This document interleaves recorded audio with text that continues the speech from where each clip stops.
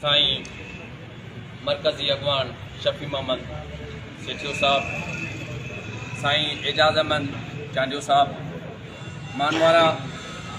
साईं अब्दुल समद सेठियो साहब ऐं मुझो मानवारो बेहतरीन भाव मुजाहिद सूमर साहब जेके क़ाबिल एहतराम हिते उस्ताद वेठा आहिनि, मां उन्हनि खे सलाम पेश कयां।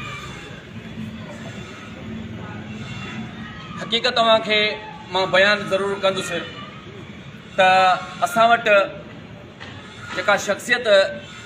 पहुतल आहे, मुंहिंजी मुशाहबत न आहे। असां बि टूटी फूटी तहरीकूं हलायूं आहिनि, पर ही अहिड़ा अरड़ा जवान आहिनि जेसीं ताईं पंहिंजे मक़सद ते कामयाबु नथा थियनि तेसीं ताईं उन पंहिंजे मौक़िफ़ खां हटंदा न आहिनि। शफी मोहम्मद सेठियो साहब हिकु बहादुर लीडर आहे ऐं इन ई सोच, इन ई उमेद सां साईं जन वटि असां बि हिकिड़ी रिक्वेस्ट खणी आया आहियूं त क़ाबिल एहतराम असां उहा बच्चा आहियूं, NCHD ऐं बैग्स जा उस्ताद।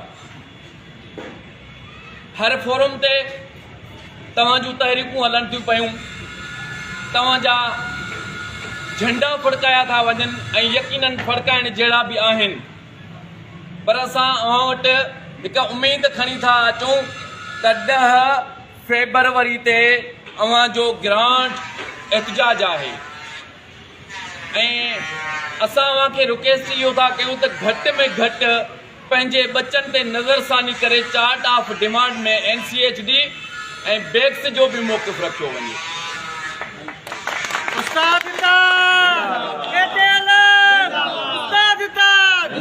क़ाबिल एहतरामनि खे आउं गुज़ारिश कंदुसि त 1 जुलाई ते 2024 असां NCHD ऐं बैग्स उस्तादनि एहतजाज रिकॉर्ड करायो ऐं उते असांखे सेक्रेटरी साहब हिकु समरी तयारु करे ॾिनी जंहिंमां हू फिरी विया आहिनि। ही उन्हनि जे हथ अखरी उन्हनि जो गवाह आहे। हुननि चयो, साईं जन खे पेश कयूं था, हुननि चयो त इंशाअल्लाह ताला तव्हांखे असां रेगुलर कंदासीं, पर हिन महिल ताईं न करे सघिया आहिनि ऐं उनखां पोइ कैबिनेट जो डिसीजन आयो त असां NCHD ऐं बैग्स खे 37,000 ॾींदासीं, पर अफ़सोस सां चवणो थो पवे हिननि जो सिस्टम अलाए कहिड़ो ठहियलु आहे जो सेक्शन ऑफिसर लेटर लिखे थो हिकिड़े ॿिए सेक्शन ऑफिसर खे, ॿियो सेक्शन लेटर ऑफिसर लिखे थो 3 सेक्शन ऑफिसर खे, पर कमु असां ताईं अॼु ताईं न थियो आहे।